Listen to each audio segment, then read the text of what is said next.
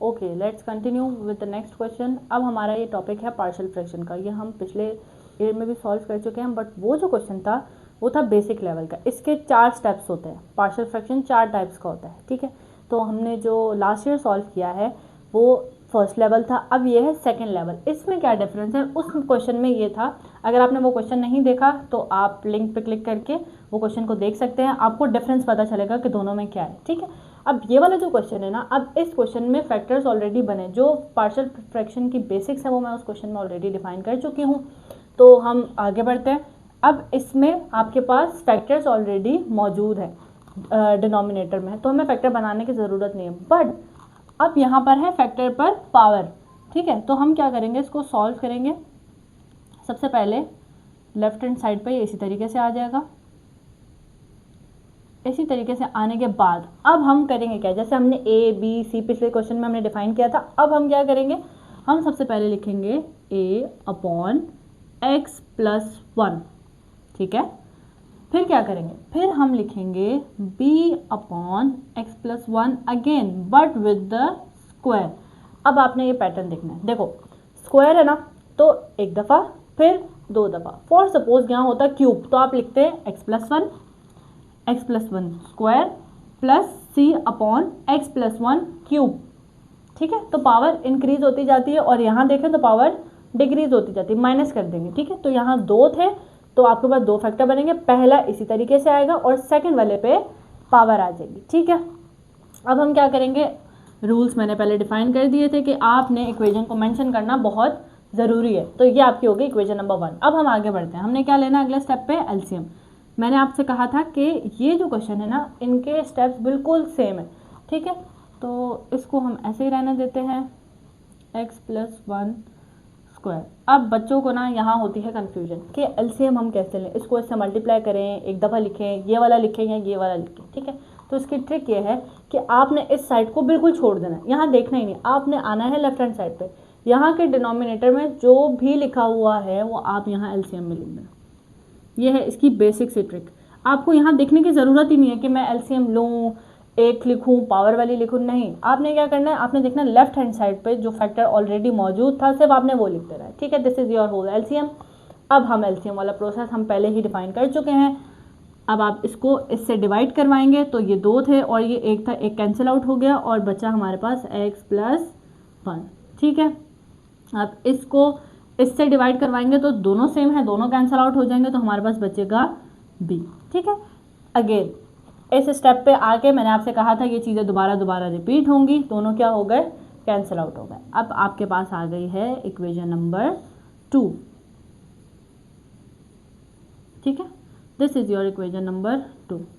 अब जो है, अब ये वाले जो क्वेश्चन आप सॉल्व करने की ट्राई करेंगे ना, लास्ट क्वेश्चन में हमने देखा था कि जो फर्स्ट टाइप थी उसमें हमने लेट किया था, पहला फैक्टर और दूसरा फैक्टर, ठीक है। अगर हम वो वाली अप्रोच यहाँ पर अप्लाई करें तो हम मैंने आपसे कहा था कि फर्स्ट फैक्टर उठाएंगे x प्लस 1 इक्वल्स टू 0, तो मतलब x की वैल्यू होगी -1।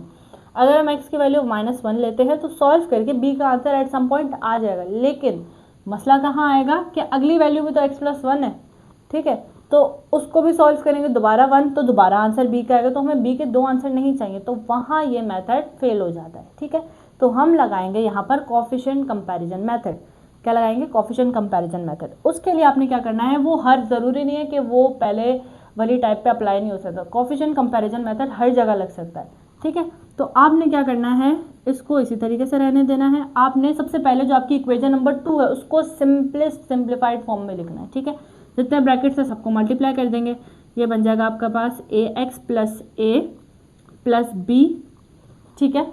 अच्छा, अब मैंने आपसे कहा कोएफिशिएंट कंपैरिजन। अब आपने देखना है कि जो आपकी लेफ्ट हैंड साइड पे इक्वेशन लिखी हुई है उसके कोएफिशिएंट क्या है और राइट हैंड साइड के कोएफिशिएंट क्या है, ठीक है। हमारे पास मौजूद है x, 4x। अब x का कोएफिशिएंट क्या है, 4। x का कोएफिशिएंट क्या है, 4। यहाँ पर x का कोएफिशिएंट क्या है, x का कोएफिशिएंट है a। तो हम कंपेयर करेंगे, हमने कहा कोएफिशिएंट कंपैरिजन, तो हम इसको इससे क्या करेंगे, कंपेयर करेंगे, तो x से x कैंसिल आउट हो जाएगा, तो हमारे पास a की वैल्यू आ जाएगी 4। That's how you compare the coefficient. आपके पास किसकी वैल्यू आ गई, a की वैल्यू आ गई, डायरेक्टली आगे हमें इसको फर्दर सॉल्व ही नहीं करना पड़ेगा, ठीक है। Now it's time for b। अब आप देखेंगे कि यहाँ पर x था और ये दोनों यहाँ पर देखो कुछ भी नहीं है, तो ये क्या है, कांस्टेंट वैल्यू है, ये क्या है, constant. Right left hand side पे कांस्टेंट क्या है, -3, और राइट हैंड साइड पे कांस्टेंट क्या है, a + b। तो हम लिखेंगे -3 = a + b। ठीक है, आप इसको इक्वेशन नंबर 3 का नाम दे सकते हैं। ठीक है, एट सम पॉइंट जैसे यहाँ पर हो x², तो आपने x² को यहाँ रखना है और यहाँ पे जितने x² वाले एलिमेंट्स हैं उनको कॉमन लेके उनके कोफिशिएंट को कंपेयर करके लिखना है। ठीक है, अगर उसको भी इक्वेशन की फॉर्म में लिखना पड़े तो कोई इशू नहीं है, आप एट सम पॉइंट आपके पास कोई एक वैल्यू होगी जो उसी टाइम पे आपके पास आ जाएगी, जैसे a आ गई। अब आप a यहाँ पे पुट करेंगे, -3 = 4 + b, 4 यहाँ चला जाएगा, -3 - 4 = b, और आपके पास b का आंसर आ रहा है -7। ठीक है, आपके पास a b का आंसर आ गया। हमने क्या करना है, अब a और b की वैल्यूज़ को इक्वेशन नंबर 1 में पुट कर देना है। एग्जैक्टली अगर आप पुरानी वीडियो को विजिट करेंगे तो स्टेप्स देखें बिल्कुल सेम है, स्टेप्स बिल्कुल भी चेंज नहीं हुआ है, लेकिन यहाँ पर सिर्फ एक मेथड न्यू इंट्रोड्यूस हुआ है जो कि है कोफिशिएंट कंपैरिजन मेथड। ठीक है, अब हम a और b की वैल्यू को पुट कर देंगे यहाँ पे। 4x - 3/x + 1 = व्हाट, a की वैल्यू क्या आई है आपके पास, 4/x + 1 प्लस b की वैल्यू क्या है, -7। तो मैंने आपसे कहा था कि यहाँ पे साइन हो जाएगा change, that will become 7/x + 1 whole square. ठीक है, तो ये था second approach of partial fraction. Okay, so it's time for question number 7। ये क्वेश्चन है हार्मोनिक मीन। तो इसमें आपको सबसे पहले 2 टेबल गिवन है, क्लास इंटरवल का टेबल गिवन है और फ्रीक्वेंसी गिवन है। ठीक है, सबसे पहले हम फाइंड आउट करेंगे x।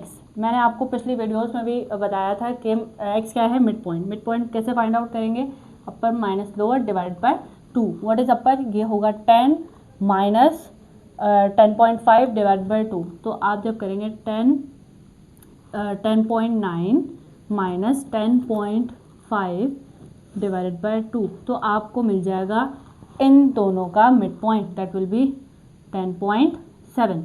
ठीक है, तो हम यहाँ लिख देंगे 10.7। ठीक है, तो इसी तरीके से ये हो जाएगा 11.2, 11.7, 12.2 और 12.7। सब पे इंडिविजुअली आपने फॉर्मूला लगा के ये मिड पॉइंट फाइंड आउट कर लेना है। फिर इसके बाद हम देखते हैं कि हार्मोनिक मीन का जो फॉर्मूला है, इसमें सबसे पहले आपको चाहिए summation of F is what, frequency. ये जो फ्रीक्वेंसी गिवन है, सबसे पहले इसकी समीशन चाहिए। फिर उसके बाद आपको क्या करना है, समीशन चाहिए किसकी, f/x। f हमारे पास ऑलरेडी मौजूद है, हमें क्या चाहिए था, x।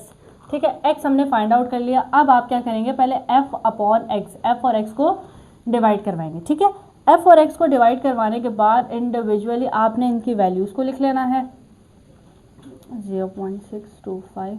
ओके, सो हमने f/x करके सारी वैल्यूज़ को कैलकुलेट किया है। उसके बाद सिर्फ आपने क्या करना है, इनको ऐड कर लेना है। ठीक है, ऐड करने के बाद आपने फ्रीक्वेंसीज़ को भी ऐड कर लेना है। इन सारे 2 + 7 + 10 इसी तरीके से सबको ऐड कर लेना है। जो डेटा रिक्वायरमेंट थी वो आपकी पूरी हो चुकी है। अब आपने क्या करना है, 39/3.281 हम यहाँ पर लिख देंगे। ठीक है, तो हम ये फॉर्मूले पे अप्लाई कर देते हैं वैल्यू। समीशन हार्मोनिक मीन निकाल रहे हैं हम, तो समीशन ऑफ f क्या है आपके पास, 39 डिवाइडेड बाय 3.281। इसको कैलकुलेटर में डालेंगे और जो हमारे पास वैल्यू आ रही है दैट विल बी अप्रॉक्सीमेटली 11.89। तो आपके हार्मोनिक मीन की वैल्यू आ जाएगी। ये क्वेश्चन बहुत ज़्यादा सिंपल है, कोई लेंथी इसमें कोई चीज़ नहीं है, सब आपको एक टेबल बनाना है। सबसे पहले x निकालना है, कोई एक्स्ट्रा स्टेप्स करने की नीड नहीं है, आपसे ये बार बार शो करने की नीड नहीं है। आप इसको डायरेक्टली कैलकुलेटर में भी सॉल्व करके लिख सकते हैं। एक दफ़ा बताना ज़रूरी है, एक दफ़ा बता दें कि x किस तरीके से कैलकुलेट हो रहा है, उसके बाद सारे x को कैलकुलेट कर लें। और ये भी कहीं शो करने की नीड नहीं है, आपने कैलकुलेटर में वैल्यू डाल के और सारे आंसर लिख लेने हैं। ये भी कहीं पर लिखने की नीड नहीं है, सारा काम आपका किस पे होगा, कैलकुलेटर पे। ये सॉल्व करके आपने सिर्फ वैल्यू को पुट करना है फॉर्मूले में और आपका आंसर आ जाएगा। Okay, let's start with this question. तो ये आपका ट्रिग्नोमेट्री का क्वेश्चन है। इस चैप्टर में से हर साल एक क्वेश्चन ज़रूर आता है। तो इसमें बेसिक कॉन्सेप्ट लगते हैं, कोई इतनी कॉम्प्लेक्स ट्रिग्नोमेट्री नहीं है, बेसिक से कॉन्सेप्ट हैं, एक दो आइडेंटिटीज़ है जो आप याद रख लेंगे तो हर क्वेश्चन सॉल्व करना आसान है। जैसे कि इसमें सबसे बेसिक आइडेंटिटी जो है सेक स्क्वायर किसके इक्वल होता है 1 + tan square theta, vice versa. आप इसको इसके इक्वल भी लिख सकते हैं, इसको इसके इक्वल भी लिख सकते हैं, ठीक है। आपका जो क्वेश्चन है उसकी रिक्वायरमेंट पे मैटर करता है कि क्या आपने आइडेंटिटी लगानी है। तो हमारा जो क्वेश्चन है उसकी राइट हैंड साइड हम कंसीडर करते हैं। राइट हैंड साइड को हमने कंसीडर किया है, जहाँ पर हम 1 + tan स्क्वायर थीटा की जगह लिख देंगे सेक स्क्वायर थीटा, ठीक है। जब भी आप कोई आइडेंटिटी लगाएंगे उससे पहले आपने लिख के बताना भी है कि आप ये आइडेंटिटी यूज़ करें, ठीक है। इसके बाद आपने क्या करना है, देखें मैंने आपको बताया था कि tan थीटा कैसे होता है sin theta upon cos theta, ठीक है। और सेक क्या होता है, सेक होता है इन्वर्स किसका cos theta equals to 1/sec theta. ये लास्ट टाइम हमने पढ़ा था, ठीक है। तो अगर आप इसको चेंज करना चाहते हैं तो ये बन जाएगा आपके पास sec थीटा की वैल्यू क्या बन जाएगी 1/cos थीटा, ठीक है। तो आप इसको किसकी जगह रख रहे हैं, स्क्वायर्स की जगह रख रहे हैं, तो ऑब्वियसली इन पर भी स्क्वायर आ जाएगा, सही है, इन पर आ जाएगा स्क्वायर। तो अब हम इन क्वांटिटीज़ को यहाँ पर रख के देखते हैं। tan स्क्वायर थीटा की जगह हम लिखेंगे sin square theta cos square theta. ये वो क्वेश्चन है जो 2 स्टेप्स में कंप्लीट हो जाते हैं, सही है। तो अब आप क्या करेंगे, sec स्क्वायर थीटा की जगह लिखेंगे 1/cos square theta, 1/cos square theta. अब आपको दिख रहा होगा कि cos थीटा और cos स्क्वायर थीटा दोनों क्या हो गए, कैंसिल आउट हो गए। तो आपके पास क्या बच रहा है sin स्क्वायर थीटा अपॉन 1 लिखो ना लिखो तो बात एक ही है। अब आपने देखना है कि जो आपको प्रूफ करना था वो 2 स्टेप्स में प्रूफ हो चुका है। Now you have to write an statement, left hand side is equals to right hand side, left hand side is equals to right hand side. Last time हमने 2023 में जो क्वेश्चन किया था स्टैंडर्ड डेविएशन का, वो आया था किसी थ्योरम की रिप्लेसमेंट में और के सेक्शन में। तो स्टैंडर्ड डेविएशन, मीन डेविएशन और वेरिएंस, ये वाला जो क्वेश्चन है ना, ये एक्सेप्शन में आएगा किसी थ्योरम के साथ। तो इनको प्रैक्टिस करना बहुत ज़रूरी है, क्योंकि फिर अगर हम ये नहीं करते तो थ्योरम हमें याद करना पड़ेगा, जो कि हमें कंफर्म नहीं है कि आए, और कौन सा आया कौन सा नहीं आया। उसकी एक सेपरेट सीरीज़ होगी, वो आपने ज़रूर देखनी है। इसके अलावा फ़िलहाल हम देखते हैं मीन डेविएशन को। मीन डेविएशन कैसे सॉल्व होता है, सबसे पहले स्टैंडर्ड डेविएशन में हमने लास्ट टाइम क्या किया था कि हम सबसे पहले हमने मीन निकाला था। मीन किस तरीके से निकलेगा, जितनी भी क्वांटिटीज़ है आपकी एक्स, उन सबको आप ऐड करेंगे और उसको डिवाइड कर देंगे n से, ठीक है। ये आपका आ गया मीन। अब हम क्या करेंगे, ये है आपके पास मीन डेविएशन का formula, summation of x minus mean divided by n, ठीक है। मीन निकालने के बाद आपने क्या करना है कि इसको x माइनस मीन करना है। तो 4 - 28.86 करके आपने लिखना है, दैट विल बी 24.86, ठीक है। इसी तरीके से सारी वैल्यूज़ को हमने कैलकुलेट करना है। ये वैल्यू आ गई। अब हमने क्या करना है, इसका हमने लेना है मॉड, ठीक है। मॉड का क्या मतलब होता है, कोई भी वैल्यू जो कि मॉड के अंदर आ रही है वो कन्वर्ट हो जाएगी पॉजिटिव में, ठीक है। जो नेगेटिव है वो किस में कन्वर्ट हो जाएगी, पॉजिटिव में। तो फिलहाल हमारे पास कोई भी वैल्यू नेगेटिव में नहीं आ रही, तो ये एग्जैक्टली यहाँ पर पेस्ट हो जाएगा। फॉर सपोज कि होता माइनस, तो वो वैल्यू हम यहाँ रखते तो वो माइनस किस में कन्वर्ट हो जाता, प्लस में, ठीक है। तो ये इसी तरीके से आ जाएगा।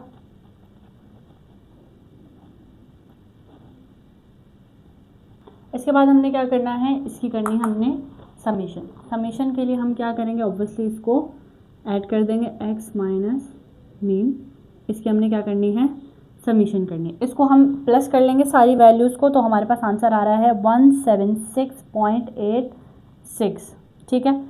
अब देखें सिंपली क्या करना है, सिर्फ इस वैल्यू को उठा के हमने यहाँ रखना है, उसको n से डिवाइड करना है। n क्या है, नंबर ऑफ x, 1 2 3 4 5 6 7, ठीक है। तो हम इसको यहीं पर सॉल्व करके देख लेते हैं। ये वैल्यू क्या होगी आपके पास 176.86 डिवाइडेड बाय 7, ठीक है। तो इसका आंसर आपके पास आ रहा है 25.27।